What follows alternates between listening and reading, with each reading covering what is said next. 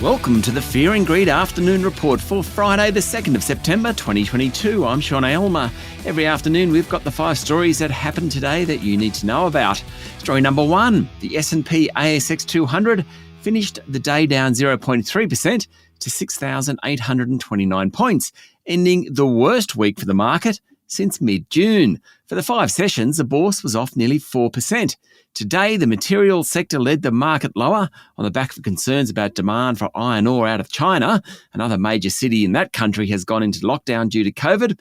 Fortescue and Rio Tinto were both down 2.4%, while BHP was off 1.8%. Tech stocks also came under pressure, with Tyro Payments off nearly 10%. WiseTech has been the best of the tech stocks recently, but today it dropped more than 2%. Story number 2. It was the second day of the Jobs and Skills Summit in Canberra, and it included some big announcements. Prime Minister Anthony Albanese announced a $4,000 work bonus income bank credit, which basically means pensioners can earn more before their payments are reduced.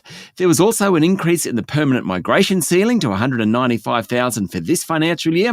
Across the 2 days, there was more money for TAFE, a commitment to modernise workplace relations, improved training and pathways for women and regional workers, and more digital apprenticeships. Treasurer Jim Chalmers said 36 concrete outcomes resulted from the summit. I'd call that a success. Story number 3. We end the week with plenty of new economic forecasts about growth and expectations of higher interest rates. Next week, the Reserve Bank of Australia board meets on Tuesday to decide whether to lift rates again. They will. The question is by how much. While official Australian Bureau of Statistics GDP figures are out on Wednesday. We've had plenty of economic indicators in recent weeks, and market economists have been beavering away on coming up with a forecast. ANZ expects a 50 basis point lift in the official cash rate and the June quarter GDP to come in at 0.8%, putting the annual rate at 3.2%. Commonwealth Bank is in the same camp. Westpac is more upbeat. It thinks the economy expanded by 2% in June, taking the annual rate to 4.5%, while National Australia Bank is the most pessimistic of the big four, predicting 0.7% growth for the quarter and about 3.2% for the year.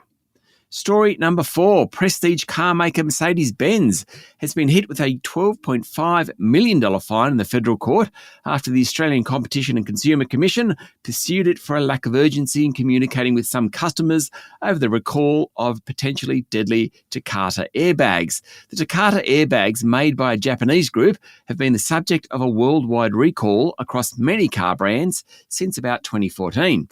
According to the Financial Review, the federal court ordered Mercedes-Benz Australia Pacific to pay penalties of $12.5 million for failing to use, and I quote, attention-capturing, high-impact language, end quote, when communicating with 27 consumers about the compulsory recall of the airbags. And finally, story number 5, plenty happening on Wall Street. First, the currency. The US dollar hit its highest level in 20 years against a basket of currencies, thanks to expectations that the US Federal Reserve will lift interest rates by 75 basis points in 3 weeks' time. That pushed the Aussie dollar back below 68 US cents. It came after yet another Fed member said the central bank still had work to do, i.e., rates are rising. The broad-based S&P 500 finished trading this morning up 0.5%, though the tech-heavy Nasdaq was down slightly. That's it for the afternoon report for Friday, the 2nd of September 2022. Don't forget to hit follow on the podcast and find Fear and Greed on LinkedIn, Twitter and Facebook. Join Michael Thompson and I tomorrow morning for the Fast 5 by Fear and Greed. It's full of all the top stories for the week. I'm Sean Aylmer. Enjoy your evening.